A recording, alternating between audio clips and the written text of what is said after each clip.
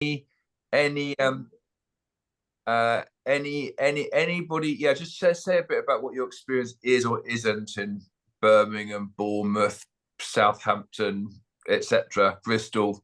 Be good to hear.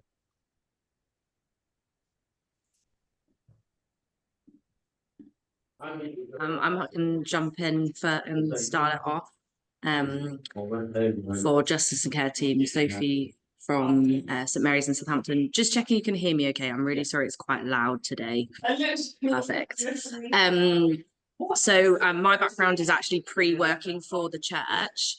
I was running a small charity called HERA, which worked with modern slavery survivors on entrepreneurship and business skills. I also studied at a university and was a support worker for the Madai Trust. And I have also worked for Hagar in Vietnam. So I actually was kind of specialising in modern slavery and human trafficking until starting at the church. So I was just interested to kind of, having been out of it for about 2 years, it's interesting to kind of see where it's at, where Justice and Care you guys are, and what you've been doing since I was last kind of in it. So yeah, that's me, and apologies for the background noise. And Sophie, in terms of Southampton, the work you're doing, particularly the community, is it an issue that has revealed itself, or not ostensibly? I'm very aware that it's present in our city, in a range of forms, from domestic to sexual to labour. We've had a few suspected, or at least, and one particular person at the moment working with our partner organisation with a lady on the street who we're kind of they're kind of safe, but not yet in like the NRM process. They're in the process of getting an official confirmation that they are a survivor. So it's kind of semi on the radar. It's not like a big thing that we in the church work on, but it's definitely an awareness that we've also had an individual who has been a victim of cuckooing a few times as well. So it's there, but something that we're exploring probably more of as we explore more women's projects as well. But the cuckooing victim was a male, so yeah. Thank you so much. So just while we're down on the south coast, Liz in Portsmouth, Tracy, anything that you just add from your context?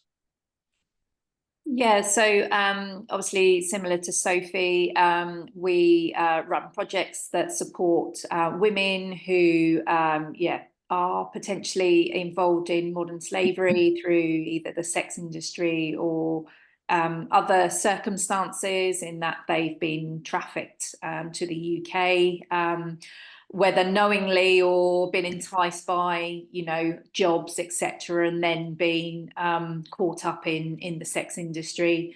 So we have sort of several projects. One of them, we partner with Portsmouth City Sanctuary and the Madai Trust to run our weekly women's group to provide a safe space for them to feel loved, to feel, as an individual, and not because of the labels that perhaps people may have given them in the past.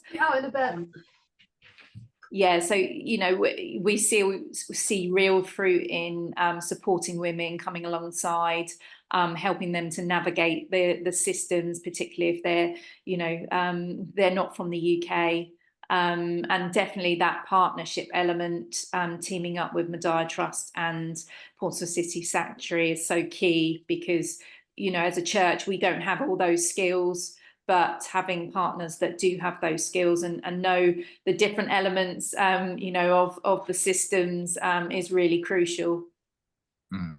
Okay, thank you, Liz. Tracy, anything you want to add quickly? And then I'll pop up. We'll go further north. We're actually not working as we've got no programs in this at the moment, but it's just increasingly aware of it as a problem around our church. We're in a very deprived community, and we have people coming in who will report problems, or people coming in who, lots of migrants and refugees locally who too are very very vulnerable. And so we're just increasingly aware it's a big problem around us, and really coming here to learn as to how we can get involved more. Thanks, Tracy. Let's hear from maybe one or two others. Let's perhaps further north, Birmingham, Kingsgate. I'll chip in at Kingsgate then, Peterborough, if that's all right. Yeah. I'm just replacing Sharon Kehoe, who usually joins these forums today. I think Thanks. we're seeing a couple of things, particularly emerging exploitation on care sector. People coming in there, which is obviously a growing area. Our area in the East Midlands historically done a lot with this worker exploitation and things like that. And what you mentioned, cuckooing, we come across. My main role is on leading the debt counselling side, and we're seeing victims of trafficking, but recognised through the NRM. I mean, I've got a pretty right background. I used to be heavily involved in Stop the Traffic and leadership team there, and then I've been a first responder for the Salvation Anti-Trafficking Unit over the years. So I've seen it quite a lot, and then a lot of people in prison, particularly women in the sex trade. We're not involved in supporting them directly as a church, but we can see Peterborough is such a multicultural city with a lot of migrants there, so there's quite a lot of exploitation going on around the state. Yeah. Okay, thank you. Well, and some of you have just raised some of the questions you come to this with. Has anybody else got any other particular questions you'd come to this thinking, I'd love to, make sure we talk about this or that, or this is what I'm keen to learn?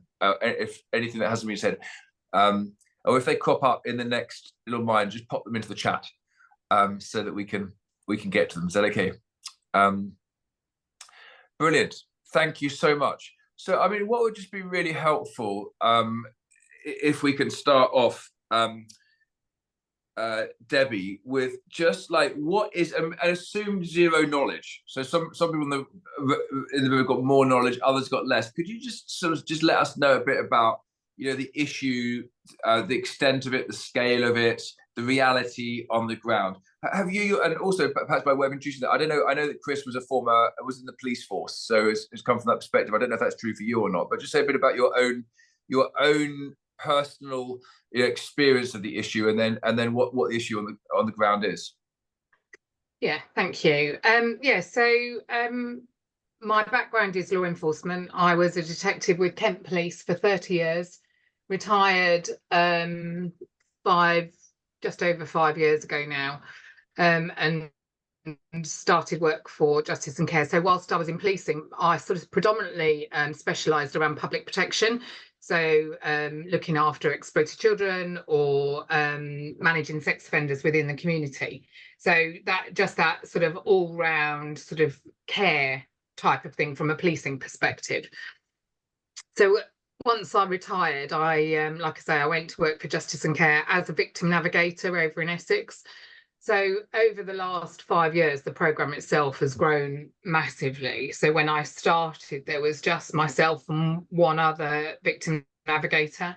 And alongside Chris, I've grown the programme over the last 5 years. So I now manage the entire programme, which is, I feel like, the best job in the world. So I am the luckiest person ever. I manage a team of exceptional individuals that work super hard across the United Kingdom and out in Romania as well. So it's really, really good looking at that source and destination. So when we talk about the problem of modern slavery is a bit of a title, which is an umbrella title that covers all forms of exploitation. And one of the things I'm sure that you're all aware of is that we have to be really careful with the language that we use so that it's not conflated with immigration issues, which is part of the problem sort of politically at the moment. So human trafficking is the movement of people by means that include force or fraud or coercion or deception with the aim of exploiting them. And that's modern slavery. So there are three elements that form part of trafficking. So that's the act. So that's the recruiting, the transportation, the transfer, the harbouring, the receipt of individuals. Then the means, so how that happened, so whether that was force or fraud or coercion. And as I say, then the purpose, which is deception. for a myriad of reasons, depending upon the organised crime group or the sort of the reason for the exploitation. So globally, it's estimated that there are about 50 million people or 50 million victims of modern slavery. And in the UK alone, we reckon that there's an estimate of about 100,000 victims. Now then, a lot of those victims do not report, and there's a plethora of reasons why that is, but the estimation is about 100,000 victims. And then in turn, that costs the UK economy about £32.9 billion a year, which is a staggering amount of money when you think about that cost implication. I think it's really interesting, David, that you mentioned around the care sector, because that's one of the biggest things we're seeing at the moment, is a real spike in the type of exploitation that we're seeing. So as you said, and as we've touched on as we've gone round this morning, you know, forced labour, sexual exploitation, domestic servitude, criminal exploitation are all the main titles, but underneath each of those things are different forms really that happen to individuals. So under labour exploitation, obviously you could have people in nail bars, people in car washes, and people in the care sector. You could have people in food production, so any type of factories or farming, all that sort of level of labour exploitation, down to sort of a more domestic labour exploitation around sort of people being exploited for, say, tarmacking or you know, sort of housework, when somebody knocks on your door and says, oh, we can come and fix your roof. That type of thing could be labour exploitation for individuals involved in that group. So for me, the trick is just being open to question and not being frightened of things, because I think that you know, from a church community, it might be that you just see one element, but it's worth mentioning and talking and being inquisitive about that one element, because you never know what is behind that. And it could be that an individual is just looking for somebody to actually see them. And I think that that's the thing. When you actually see a victim and engage with a victim and give them time and space, then hopefully that you will find that they'll open up, and then you get this story around what is happening to them. So the care sector at the moment, people are recruited from the likes of India, Ghana, Zimbabwe, and they're coming across being sponsored. And the issue with the care sector and why the exploitation is happening is because the sponsorship is held by the agency or the care home, and it's not held by the individual. So already there's a lack of control about their own destiny.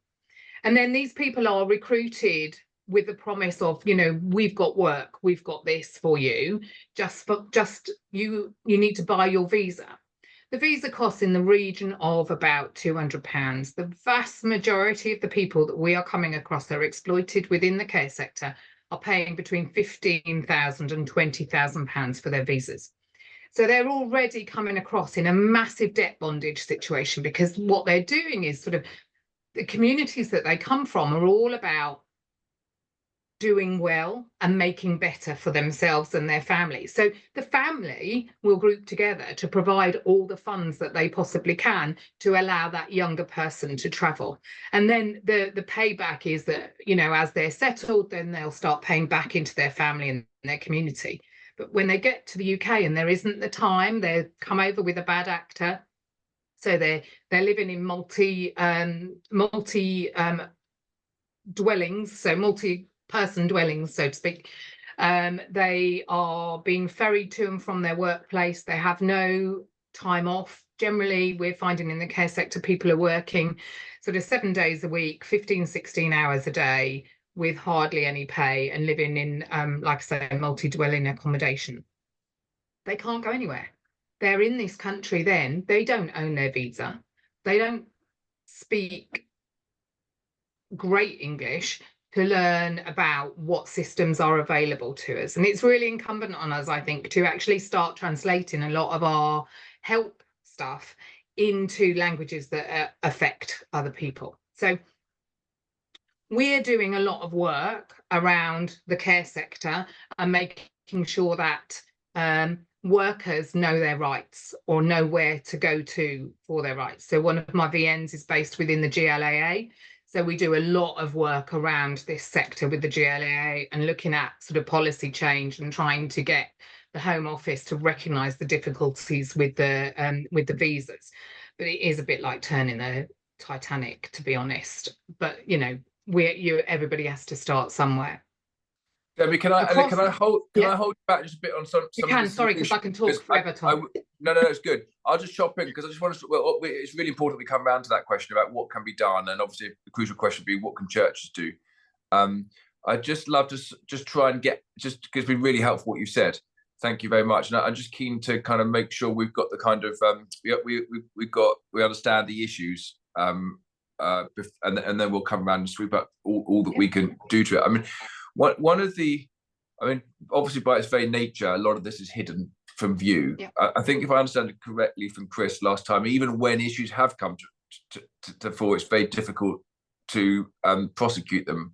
I remember her saying something about, you know, what we want to do is create safety for the victim and jeopardy for the perpetrator. But at the moment, it feels like it's the other way round. Can you just say something about that reality and why is that the case? Yeah, absolutely. So as a victim of exploitation, any form of exploitation, and generally really any form of crime, it's really hard to talk about it sometimes because you've got to, you know, you're in that situation because somebody's taken advantage of you. So then to be able to speak about that in a way that is succinct enough for the UK legal system is really tricky. So that's part of the journey, that opening up becomes really difficult. And that's why I say about that safe space, and Chris talks about that safe space, because that's what people need, is to feel heard, to feel seen, to feel supported.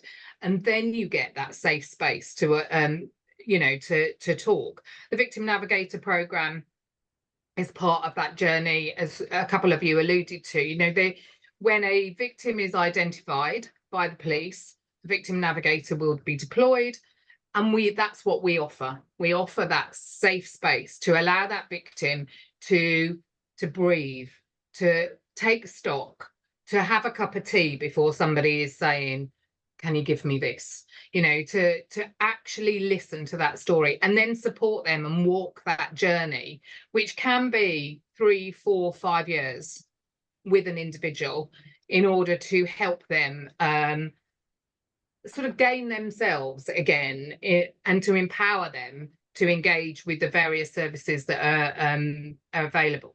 So without a victim navigator involved in the criminal justice journey, the stats I think at the moment are around about 4 in 10 victims will engage with the criminal justice prosecution if there's not a victim navigator. So that is just if a police officer comes across them. If that police officer engages with Justice and Care and with a Victim Navigator programme, and there are other support programmes out there, but with the Justice and Care Victim Navigator programme, if they engage with those, it's 9 out of 10 victims engage with the criminal justice journey. It is a no-brainer for law enforcement. And that all that is, and I say all, I make it sound very easy, that's, you know, but all that is giving people space and time and listening, and being able to provide what individuals need rather than what we maybe think they need. And I think that's really important, because it is about empowering people to go on their own journey. So, you know, Tom, I think what makes the difference is time.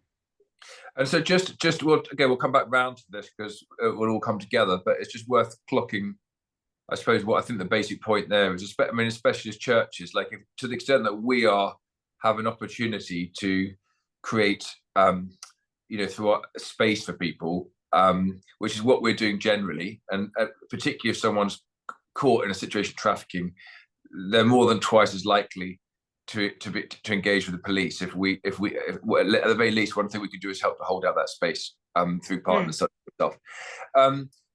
And another thing that Chris mentioned was the significance of witnesses in order to prosecute successfully, and what's the importance of of witnesses, and what are the challenges around that? And again, is there anything that can be done more broadly to help with that? Well, I come from the position that I think that if we get modern slavery investigations with victims and witnesses, you will get bigger sentences, and we will start turning the tide of making this a crime that people don't want to be involved in. But at the moment, if you don't have a victim, you will look at the criminal justice process will look at a much lower sort of offence, so which in turn will carry a much lower tariff, which means that actually if you've sexually exploited somebody, say for a couple of years, but you're then arrested, if that victim doesn't go on that journey, chances are you potentially be convicted for controlling prostitution, for example, which can be a couple of months, maybe, bit of a fine. Do you know, when you've made thousands and thousands of pounds, you're going to take that. Whereas if you get a victim on board and you get a proper case, you know, with your witnesses, with your victims, and you get all your evidence, you're looking at 8, 10, 15 years. Yeah. And then all of a sudden it starts to becoming that jeopardy for the traffickers. And that's the dial we need to turn. That's where we need to get to. So yeah, I mean, it's not that prosecutions aren't happening, but they're happening for other offences rather than for offences under the Modern Slavery Act. Okay, brilliant, David. Thank you so much. Well, I'll just pause for a moment there, then we'll come back round to what can be done about it. Are there any other questions first? Has anyone got any burning question about the scale or the extent of the problem on the ground, or is everybody? Unless somebody speaks out, I'll just assume that you haven't got any more specific questions on that issue. In which case, so tell us. I mean, you started earlier to talk about policy and so forth. We're obviously particularly interested to think about what we as churches can be doing and in the community. But why don't you give us a sense, perhaps more broadly, of what responses are needed in this area, and then sort of zone in to particularly the opportunity for churches to play a part in that. And that will lead in. We will lead into particularly, obviously, then what justice and care is doing, and particular opportunities around that. But if it was sort of funnel in that direction, Debbie, be really helpful. Yeah, I mean, I think I would start with, I think about churches and I think about buildings, and that gives me space for reception centres. So if you do, we go out with the police and we rescue, say, 10, 15, 20 victims at any one go. We've got to have a process in place. So they're called reception centres. So we need to take people to places. So churches are a great space to be able to do that, or church buildings, just generally because there's quite often a couple of rooms, somewhere you can make tea, all that really nice stuff, so people can sort of rest whilst the police are going through their processes. So reception centres are one thing. Right. I think as we grow the programme, the other thing I'm really interested in developing is looking at what I'm referring to as specialist support workers. I don't particularly like the word volunteers, because it doesn't align overly well with the criminal justice process. Because what I'm after is that enhanced, so people with that sort of skill set, whether it be a befriending skill set or whether it be somebody who's particularly, I don't know, in their day job, sort of into finance or litigation or sort of, those types of things, or would be good for advocacy work. We regularly have to sort of advocate on behalf of our clients with like local councils or social care departments and those sort of things. So people that have that skill set, which clearly will be across churches, that would be happy enough to sort of say, yeah, do you know what? Every now and again, I can give some of my time. So it's not maybe for me, and Charlotte is probably curling her toes right now, but for me, it's probably not something that is an everyday thing, because our service is so specialised, that I want to make sure that we use people with good value and that they get good value out of it, and we produce a really good service, and that way it's better for the victims. You know, because I think that victim navigators, my team is amazing, but they don't know everything. And really, I'd like to create a sort of group of people that we can go, oh, you know, do you know what? I know Bill does this and he might be able to help me with that. Or, you know, I know Sarah's got some time and might be able to do this for me. So that's the type of thing that I'm looking for, really, as opposed to, and not only instead of, but as opposed to befrienders, maybe. I mean, I think we'll have a few of them, but that's the role that the VN does predominantly. It's that sort of person that becomes central. Outside of that, it's that specialist support that we need. And do you, just to understand that specialist support, is that attached to the local areas that people are in, or are you thinking more, we would like to have people with the right expertise, and if a case crops up in Liverpool or it crops up in Kent, we can use those same people wherever they are?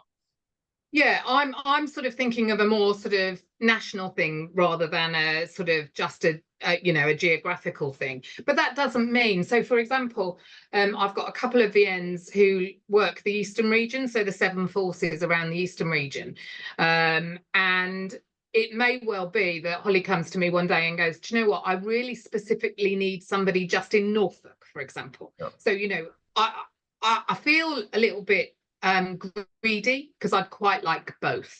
Yeah. Okay. So I will invite Charlotte in a minute to say something specifically about the partnerships to do with justice and care. But you've mentioned befriending, reception areas. What, and then you mentioned policy earlier. I mean, just give us, again, we're still dealing with a macro issue as well, in particular, I think, in the UK. So what are the other things, whether churches can help with this or not? Just you know, what are the other factors that need to be thought through and attended to if we're going to tackle this evil effectively? I think the biggest thing at the moment is definitely this conflation with immigration crime. And I think it's about people understanding that there's a real difference with people that are economic migrants and potentially coming across on boats or in lorries. And we only hear about boats, but let me tell you, the people coming in on lorries, it's a much bigger number than the boats. But there's a lot of those individuals are making a choice. Now, then it's a choice that maybe, you know, there's been difficulties along that journey and people are being exploited often along that journey. But their starting point is, I'm economically migrating. And they come into the UK, and the trouble then is that quite a lot of them then are exploited because of the vulnerability that they're then in. So that becomes quite different. That's not that they, do you know what I mean? The people smuggling and exploitation is different. It's a different crime set. They're not victims when they are being smuggled, but you've got offenders that are taking advantage. And I think that for me, this is the biggest thing at the moment, is this sort of conflation of these two issues within sort of, you know, the press and with the legislation, because the legislation is changing. We've got the Nationality and Borders Bill, we've got the Immigration Bill, which will all start affecting victims of modern slavery. And I'm super hopeful that some of the clauses that are really damaging aren't actually going to be passed in Parliament sort of as we go into the new sessions. But it's something that we're all sort of on tenterhooks for at the moment, because it will only give victims, say for example, one of the clauses will only give victims one opportunity to say that I'm a victim, and if they deviate from that story, then they're discredited, which is just so unfair. Because, you know, I always sort of think, I'm not sure about this figure, but because it blows my mind all the time, but, you know, I think it takes something like 15 times for a domestic violence victim to actually report properly that they are a victim of domestic violence. So why on earth would we expect somebody who is sexually exploited or being exploited through a car wash or whatever type of exploitation it is to go, oh, hang on, sir, let me tell you all about it the first time we meet them? Why would we do that? It blows my mind. So I'm really hoping that, you know, there's certain things in the legislation that doesn't come to fruition as we go forward. But I think really the biggest thing is just understanding there is a difference. Can I also add, if it's all right, Yeah. we've got a joint policy unit with the Centre for Social Justice at Justice and Care. And one of the things that we've been campaigning for the last 3 years is for cuckooing, which some of you have mentioned. And that's where someone's home is taken over by a criminal network and they're exploited then, you know, from their home. It's used for drug running and things like that. We've been campaigning for that to become a criminal offence. And it actually was put in as an amendment through the Lords and was going to come through the Criminal Justice Bill. And so we were celebrating that because it's so rare that something then gets added in at that point. Unfortunately, when the general election was called, it was one of the bills that then kind of got, you know, swallowed away. So we're going to be continuing to advocate for that. But that's something which we saw on the front line coming across a lot of cuckooing cases and then weren't able to then push that through to get the proper sentencing. So that's something which we're campaigning for. You could definitely pray for that, that can go through, that the next government will do that. But yeah, that's just one other area. But if it's all right, Tom, I'd love just to give an overview of the Navigator programme, because I know we've been, if that works for you, timing. Yeah. No, I think that'd be great. And then we've got about 10 minutes to give us an overview, and then I'd love to have time for some questions generally afterwards. It'd be brilliant. Thank you. Okay, fantastic. I'll just do a really quick one because we've been mentioning the victim navigators and things like that. And so that we're all on the same page. And I've actually been at Justice and Care now for nearly 7 years. So I've seen this programme go from like inception through to where it is today, which is exciting. So Justice and Care, our purpose is to join forces to end modern slavery. And that's why we're very excited about this call. Even I think it was David mentioned Stop the Traffic. We're actually co-locating and doing some work with them. So everything we're doing is in partnership, which reflects in this programme I'm about to explain. So this is our flagship project in the UK. We found there are at least 100,000 victims of slavery, so knew that we needed to act. So we work globally in Bangladesh and Romania, but knew we needed to actually start tackling this on our doorstep. And key issues in this, as Debbie's mentioned, is the low identification of victims here, and then the low conviction rate of their abusers. So where 6 years ago, only 10,000 victims were being identified and there were only 50 successful convictions. So shockingly low, which makes for traffickers, it's a low risk and high reward crime. And so at the time, we had extensive conversations with senior police leads and other stakeholders and found that inadequate support for victims was an issue, as well as fear and lack of trust, leading to them then disengaging, and that 40% figure that Debbie mentioned, so only 4 in 10 engaging with the police in any meaningful way. So evidence is being lost, traffickers were not being brought to justice. And so in response to this, we designed what is actually a very simple programme that addresses these known protection and prosecution needs, and that is the Victim Navigator programme. And these are specialists who we employ, who are embedded into police investigations teams and border teams across the UK. So they're independent to the police, but they work shoulder to shoulder with them. So they sit within that team with the highest security clearance. When the police are going on warrants, they're there with them. Police are banging down the door, they're going in behind them and can go straight up to the victim saying, I'm here for you, I'm not with the police. And they provide 4 key things. So it's specialist care and support to victims from the moment of rescue all the way through the criminal justice system, so to conviction of their abusers and beyond. They also give strategic advice into police investigations. So that involves training and advising police in some forces, for example, not to go in and arrest the victims, because that's going to not build trust from that moment and things like that. They then act as a trusted bridge between the police and victims, which then increases victim engagement and ultimately drives up conviction rates.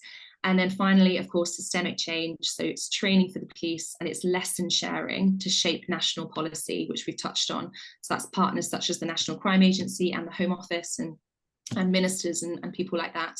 So through the programme, the police focus on doing their job, which is investigating the organised crime.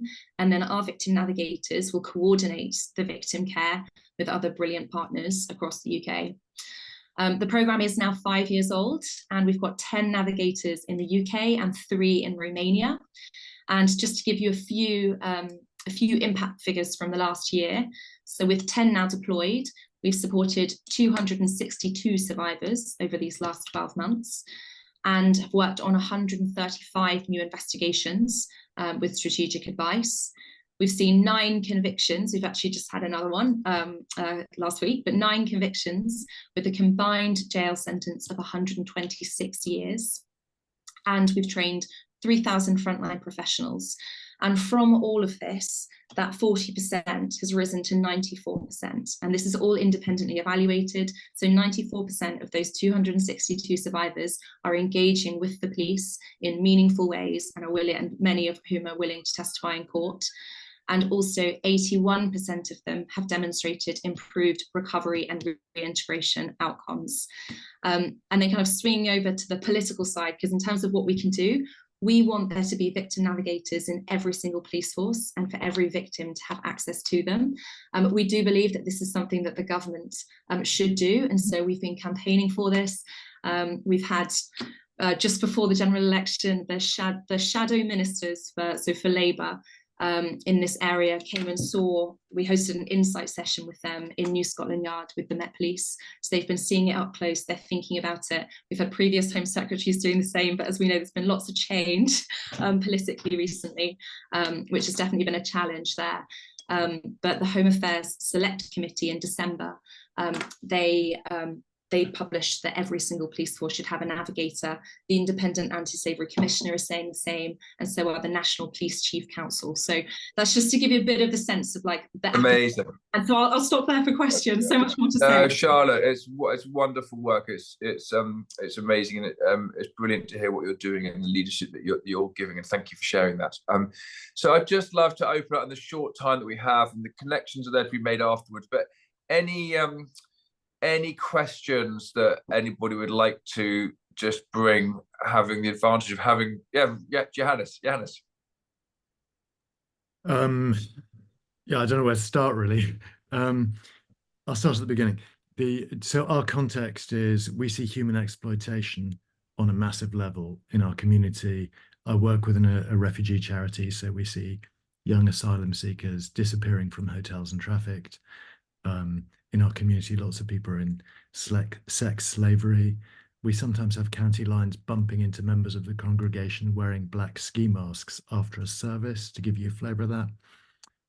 If people come to faith from that context, we have, and one of the problems we have in our community is that, I love what you're saying and I love what you're doing, is that I think there are 2 for us. The first is, when do you notify?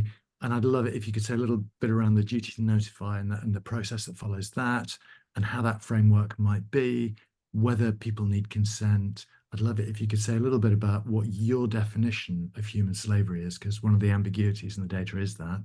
And then the third thing is really in communities that actually human exploitation is commonplace. Everything is transactional. There are 0 levels of trust. People won't come forward. It's a systemic problem. It's a structural problem. And, I know where the trap houses are, but I can't do anything about them. The PCSO knows where the trap houses are. So what we're targeting is the kids, to build strong children, to make good choices.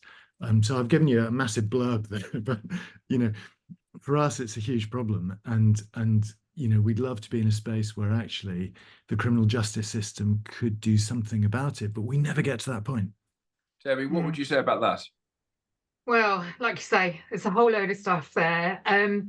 So if we start with the duty to notify, if you are a first responder and you have any inkling at all that there is an issue, then a duty to notify should be completed. you don't need consent for a duty to notify. You do need consent to refer into the NRM.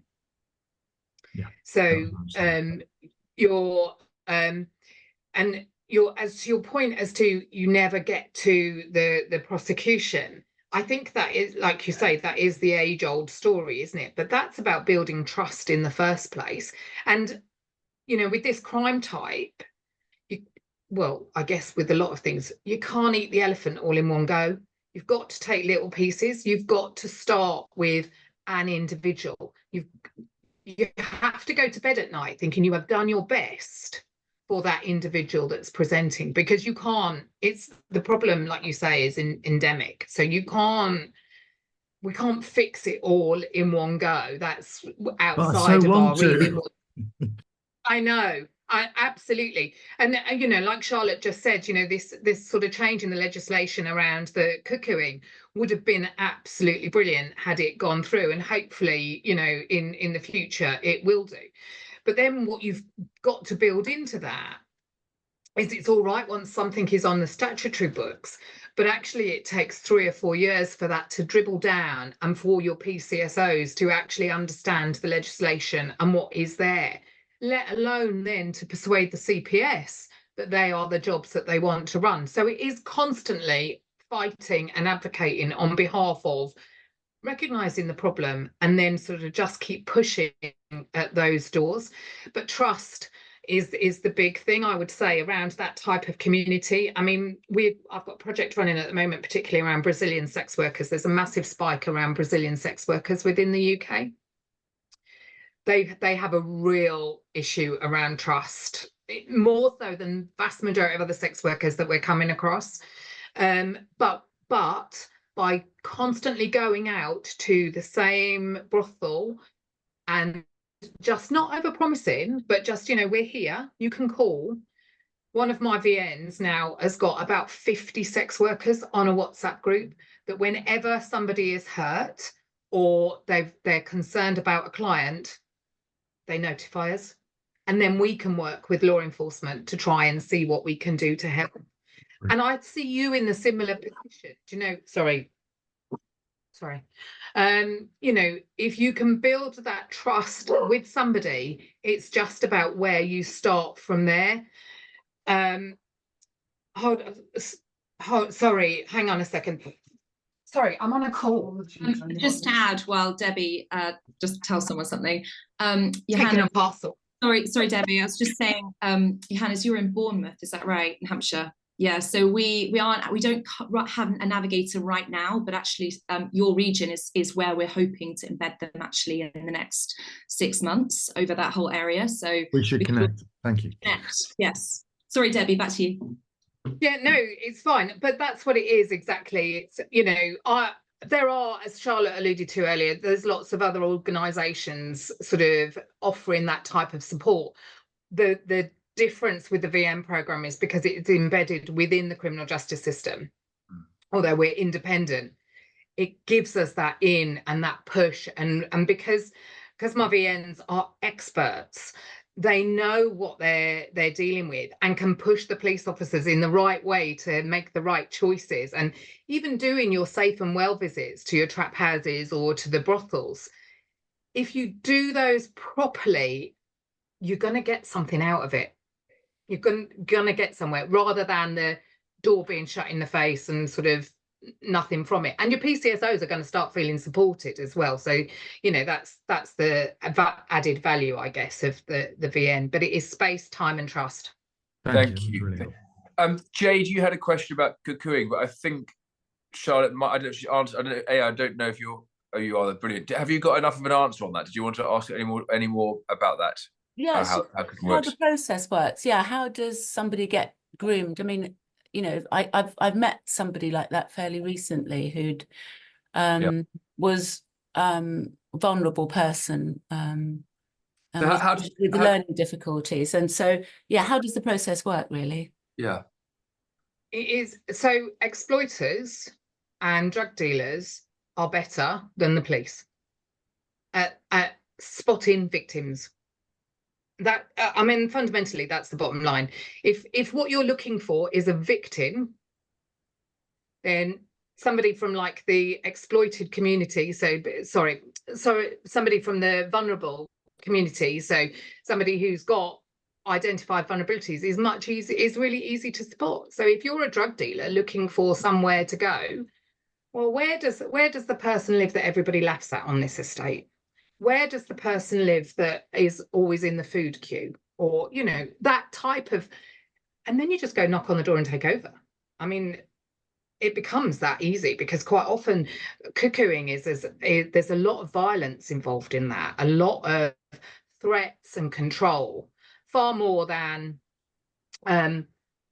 coercion,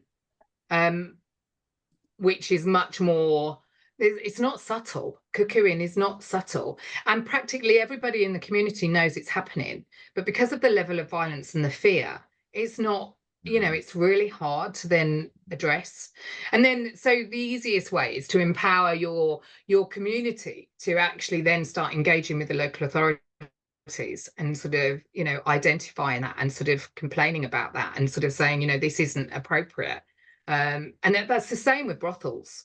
You know, a lot of people in communities know where the brothels are, but nobody tells anybody, because they're all a bit like, I don't want to know. I don't want to talk about it because I might be wrong. Well, if there's a bucket of condoms outside your front door, I'm guessing you're not wrong, because that's not normal. Just to add, we've got a short film about one of our a survivor of cuckooing who we supported that I'll share with the team to circulate afterwards. Thank you, Charlotte. We've got time, I think, for one more quick question, if anyone's got. I think there was another question in the chat, which I'm just trying to inefficiently bring up. I think, Sophie, it was from you, wasn't it?